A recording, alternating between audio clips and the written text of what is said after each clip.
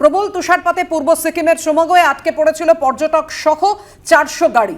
আটকে থাকা হাজার জন পর্যটককে উদ্ধার করলো সেনা ব্যারাকেই মিলল আশ্রয়, খাবার এবং চিকিৎসা। উদ্ধার কাজ এখনো চলছে। কথা বলবো, আমাদের সঙ্গে রয়েছেন আমাদের প্রতিনিধি সন্দীপ সরকার। সন্দীপ, কিভাবে চলছে উদ্ধার কাজ? যাবতীয় রিলিফের ব্যবস্থা করা হয়েছে তো? দেখো, গতকাল বিকেলের পর থেকে এই উদ্ধার কাজ শুরু করেছে ভারতীয় সেনাবাহিনীর ত্রিশক্তি কোরের জওয়ানরা। পূর্ব সিকিমের বিভিন্ন পর্যটন কেন্দ্র, সেখানে বহু পর্যটক গিয়েছিলেন। প্রায় 1000-এর কাছাকাছি পর্যটক তারা প্রবল তুষারপাতে আটকে পড়েন। প্রায় 400টি গাড়ি আটকে পড়ে। 400টি গাড়িতে প্রায় 1000-এর কাছাকাছি পর্যটক ছিলেন। তারা প্রবল ঠান্ডা এবং তুষারপাতে আটকে পড়ার দরুন তাদেরকে সাহায্যের হাত বাড়িয়ে দেন সেনা জওয়ানরা, এবং তাদেরকে ওই হাই অল্টিটিউড এলাকা থেকে তাদেরকে নামিয়ে আনা হয় যে সমস্ত সেনা চৌকিগুলি রয়েছে সেখানে, এবং সেখানে তাদের আশ্রয় এবং খাবারের ব্যবস্থা করা হয়েছে। এবং এখনো পর্যন্ত উদ্ধার কাজ চলছে, উদ্ধার কাজ শেষ হয়নি। গতকাল রাত পর্যন্ত 800-র কাছাকাছি পর্যটককে উদ্ধার করা হয়েছে বরফের চাদরে ঢেকে থাকা পূর্ব সিকিমের বিভিন্ন জায়গা থেকে, সেরকমটাই সেনাবাহিনী সূত্রে খবর। ধন্যবাদ সন্দীপ।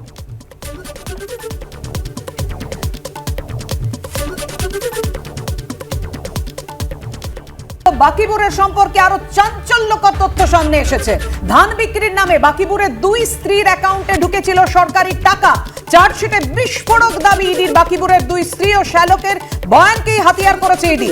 ধান বিক্রির নামে সরকারি টাকা ঢুকেছিল বাকিপুরের 2 স্ত্রী অনামিকা বিশ্বাস ও হালিমা বেগমের অ্যাকাউন্টে।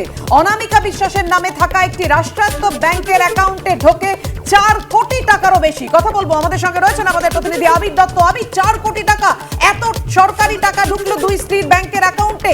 কোথায় এর উৎস কি, সোর্স কি বলছেন ওই 2 স্ত্রী?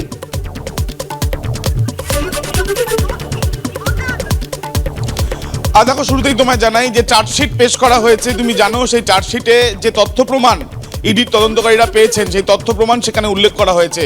পেজ নাম্বার 81 অর্থাৎ 81 নম্বর পেজে সেখানে উল্লেখ করা হয়েছে যে বাকিবুর রহমানের তার যে স্ত্রী, তার দুটি স্ত্রী এবং 2 স্ত্রীর অ্যাকাউন্টেই কিন্তু টাকা গিয়েছে, সেই তথ্য প্রমাণ তারা পেয়েছেন।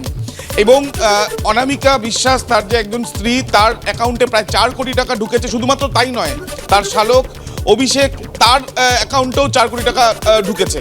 তার যে আরেক স্ত্রী রয়েছেন হালিমা বেগম, তার অ্যাকাউন্টেও টাকা ঢুকেছে, তদন্তকারীরা জানতে পেরেছেন।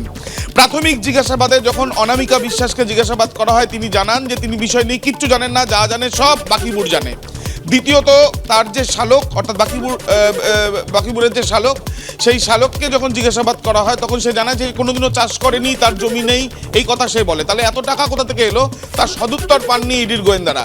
তারা ইতিমধ্যে সেই বিষয়টি এখানে উল্লেখ করেছেন যে এই যে কোটি কোটি টাকা তাদের অ্যাকাউন্টে ঢুকছে, সেই অ্যাকাউন্টে ঢোকার পেছনে মূলত কারণ কি, সেই বিষয় নিয়ে তারা যেটা মনে করছেন যে দুর্নীতির টাকা এখানে ঢুকেছে। অন্যদিকে একেবারে সরকারিভাবে প্রেস রিলিজ দিয়ে এনফোর্সমেন্ট ডিরেক্টরেটের তরফ থেকে জানানো হয়েছে যে কিভাবে এই রেশন বন্টন দুর্নীতি চলেছে এবং 3টি মোডাস অপারেন্ডি বা 3টি কিভাবে এই দুর্নীতি চলেছে সেটা উল্লেখ করা হয়েছে। তোমাকে জানাই, প্রথম যেটা ইডির তরফ থেকে বলা হচ্ছে যে সাধারণ রেশন ব্যবস্থায় যেমন আমরা দেখি যে রেশন বিভিন্ন জায়গায় যায়, সেরকমই গম যখন যাওয়ার কথা হলেও, ডিস্ট্রিবিউটরদের কাছে যাওয়ার কথা হলেও দেখা যাচ্ছে 25.55% অর্থাৎ 25.55% যে গম, যেটা রেশনের ডিলারদের কাছে মাধ্যমে রেশন ব্যবস্থার মাধ্যমে সাধারণ মানুষ পান, সেইটা কিন্তু পুরোপুরি সাইফন করে দেওয়া হয়েছিল।